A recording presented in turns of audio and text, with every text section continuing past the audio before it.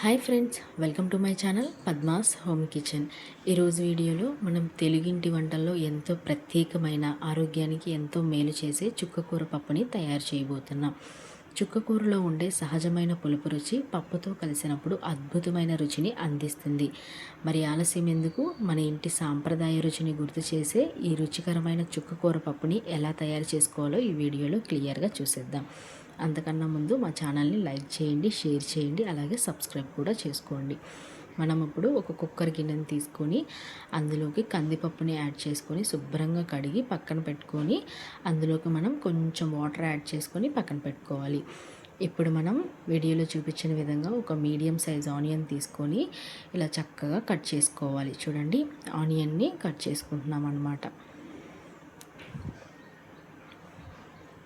ఇప్పుడు మనం కట్ చేసుకున్న ఆనియన్ని ఈ కందిపప్పులోకి యాడ్ చేసుకోవాలి. అలాగే ఇప్పుడు మనం గ్రీన్ చిల్లీస్ తీసుకొని చక్కగా ఇలా కట్ చేసుకోవాలి. మీ స్పైసెస్కి తగ్గట్టు గ్రీన్ చిల్లీస్ అనేది యాడ్ చేసుకోవాలి.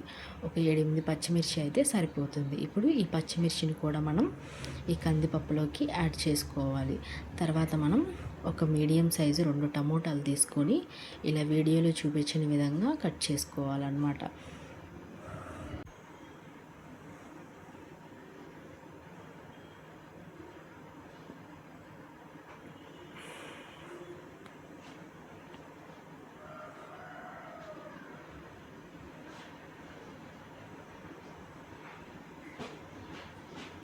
చూసారు కదా, టమోటా ముక్కలన్నీ ఇలా కట్ చేసుకొని పక్కన పెట్టుకోవాలి.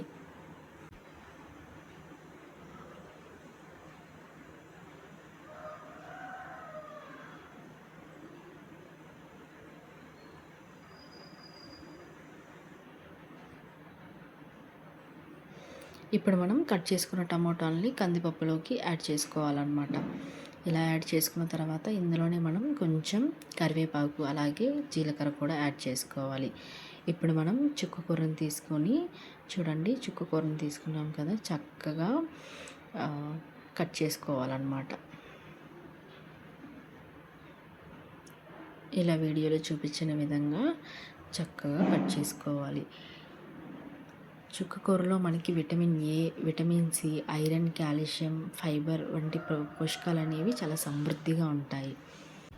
మనం ఈ చుక్కకూరలో ఫైబర్ ఎక్కువగా ఉండడం వల్ల వెయిట్ లాస్కి కూడా మనకి తోడ్పడుతుంది అన్నమాట. చూడండి, ఇలా చక్కగా చుక్కకూర మొత్తం కట్ చేసుకోవాలి. అలాగే మనకి చుక్కకూర అనేది అనీమియా సమస్యను తగ్గించడంలో కూడా ఉపయోగపడుతుంది. చూసారు కదా, ఇలా శుభ్రంగా మనం చుక్కకూరని కట్ చేసుకున్న తర్వాత ఇప్పుడు మళ్ళీ ఒక గిన్నె తీసుకొని అందులోకి వాటర్ యాడ్ చేసుకొని వీడియోలో చూపించిన విధంగా చక్కగా వాష్ చేసుకోవాలన్నమాట చుక్కకూరని. వేసవి కాలంలో మన శరీరానికి చల్లదనాన్ని ఇచ్చే ఈ వంటకాన్ని వారంలో ఒక్కసారైనా ట్రై చేసి చూడండి, చాలా బాగుంటుంది. చూసారు కదా, ఇలా చక్కగా వీడియోలో చూపించిన విధంగా మనం వాష్ చేసుకొని పక్కన పెట్టుకోవాలి. ఇప్పుడు మనం శుభ్రంగా వాష్ చేసుకున్నాం కదా, ఈ చుక్కకూరని మనం ఇందులోకి కుక్కర్ గిన్నెలోకి ట్రాన్స్ఫర్ చేసుకోవాలి. చూడండి, చుక్కకూర మొత్తం ఇలా కుక్కర్ గిన్నెలోకి పెట్టుకోవాలన్నమాట. మనం చుక్కకూర తినడం వల్ల మనకి డైజెషన్ కూడా చాలా బాగా జరుగుతుంది. అలాగే కంటి ఆరోగ్యానికి కూడా చాలా మంచిది. అందుకని మనం వారంలో ఒకసారి ఇలా చుక్కకూర పప్పుని మన డైట్లో యాడ్ చేసుకోవడం వల్ల హెల్త్ అనేది చాలా బాగుంటుందన్నమాట. ఇప్పుడు మనం ఇందులోకి కొంచెం చింతపండు, అలాగే 1 టీ స్పూన్ పసుపు, కొంచెం కారం అనేది మనం యాడ్ చేసుకుంటున్నాము. కారం అనేది ఆప్షనల్, ఎందుకంటే మనం పచ్చిమిర్చి వేసాం కదా, సో కారం అనేది మీ చాయిస్కి తగ్గట్టు అడ్జస్ట్ చేసుకోండి. ఇలా ఒకసారి మొత్తం కలిసేదాకా చక్కగా మిక్స్ చేసుకోవాలన్నమాట. కందిపప్పు, చుక్కకూర, ఉల్లిపాయలు, టమోటాలు మొత్తం కలిసేంత వరకు ఇలా వీడియోలో చూపించిన విధంగా కలుపుకుంటూ ఉండాలి. ఇలా చక్కగా మిక్స్ అయ్యేంత వరకు కలుపుకుంటూ ఉండాలి. చూడండి, ఇలా మొత్తం మిక్స్ అయ్యేంత వరకు కలుపుకున్నాం కదా. ఇప్పుడు మనం కుక్కర్ మూతను తీసుకొని ఇలా కుక్కర్ గిన్నెకి ఫిక్స్ చేసుకోవాలి. ఇప్పుడు ఫిక్స్ చేసుకున్నాం కదా, ఇప్పుడు మనం విజిల్ అనేది పెట్టుకోవాలి. ఇప్పుడు స్టవ్ వెలిగించుకొని కుక్కర్ గిన్నెని స్టవ్ మీద పెట్టుకోవాలన్నమాట. చూడండి, మనకి చుక్కకూర పప్పు అనేది చాలా త్వరగా అయిపోతుంది. సో ఇలా కుక్కర్లో చేసుకోవడం వల్ల చూడండి, విజిల్స్ వచ్చినాయి కదా.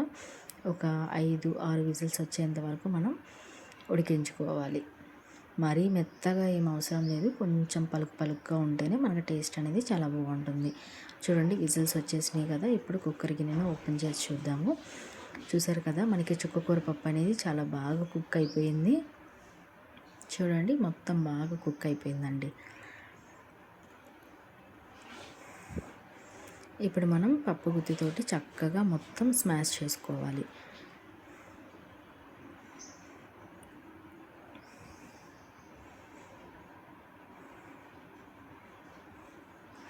చూడండి మొత్తం కలిసేంత వరకు ఇలా చక్కగా కలుపుకోవాలన్నమాట.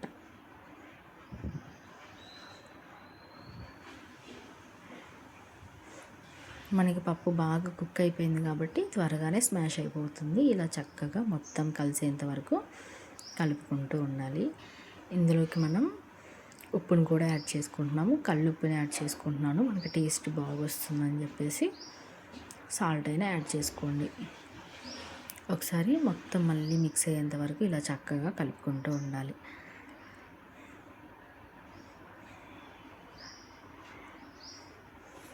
చూసారు కదా, మనకి పప్పు అయితే స్మాష్ అయిపోయింది. ఇప్పుడు మనం తాలింపు కోసం స్టవ్ వెలిగించుకొని ప్యాన్ పెట్టుకొని అందులోకి ఆయిల్ యాడ్ చేసుకుందాం. ఆయిల్ అనేది హీట్ అయిన తర్వాత మనం అందులోకి వెల్లుల్లిని కూడా యాడ్ చేసుకుందాం. అలాగే ఆవాలు, కొంచెం పచ్చెనగపప్పు, అలాగే మినపప్పు కూడా వేసుకొని చక్కగా ఫ్రై అయ్యేంత వరకు ఫ్రై చేసుకోవాలన్నమాట. కొంచెం ఫ్రై అయిన తర్వాత మనం ఇందులోకి ఎండుమిర్చి అలాగే ఉల్లిపాయలు కూడా వేసుకొని ఉల్లిపాయలు వేగేంత వరకు సిమ్లో ఉంచుకొని చక్కగా కలుపుకుంటూ ఉండాలి. చూడండి మనకి ఆనియన్స్ అనేవి కొంచెం ఫ్రై అయిపోయినాయి కదా, ఇప్పుడు మనం ఇందులోకి కరివేపాకుని యాడ్ చేసుకోవాలి. కరివేపాకు కూడా వేసుకున్న తర్వాత ఇలా కలుపుకోవాలన్నమాట మొత్తం మిక్స్ అయ్యేంత వరకు. మనకి తాలింపు అనేది ప్రిపేర్ అయిపోయింది. ఇప్పుడు మనం ఇందులో దీన్ని పప్పులోకి యాడ్ చేసుకోవాలి. పప్పులోకి యాడ్ చేసుకున్నాం కదా, ఒకసారి మొత్తం కలిసేలాగా చక్కగా కలుపుకోవాలి. అంతేనండి, మనకి ఎంతో టేస్టీ అయిన చుక్కకూర పప్పు అనేది రెడీ అయిపోయింది. ఈ వేడి వేడి పప్పుని వేడి వేడి అన్నంలో కొద్దిగా నెయ్యి వేసుకొని ఈ చుక్కకూర పప్పుని కలుపుకొని తింటే ప్రతి ముద్దలో ఒక ఆత్మీయత, ప్రతి రుచిలో ఒక జ్ఞాపకం కనిపిస్తుందండి. చూసారు కదా, మనకి ఎంతో టేస్టీ అయిన చుక్కకూర పప్పు అనేది రెడీ అయిపోయింది. ఇందులోకి మనం కొంచెం వడియాలు అనేది ఫ్రై చేస్తున్నాం అన్నమాట పప్పులోకి. చూడండి, పాన్ పెట్టుకొని అందులోకి ఆయిల్ అనేది యాడ్ చేసుకొని మనం ఇలా వడియాల్ని ఫ్రై చేసుకుంటున్నాము. వేడి వేడి అన్నంలో నెయ్యితో పాటు ఈ వడియాలు కూడా తింటే చాలా టేస్టీగా ఉంటుంది. ఒకసారి మీ ఇంట్లో డెఫినెట్గా ట్రై చేసి చూడండి.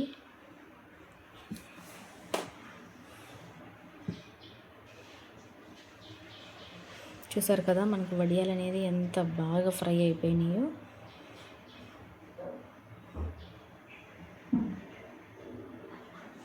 అంతేనండి, thank you for the watching.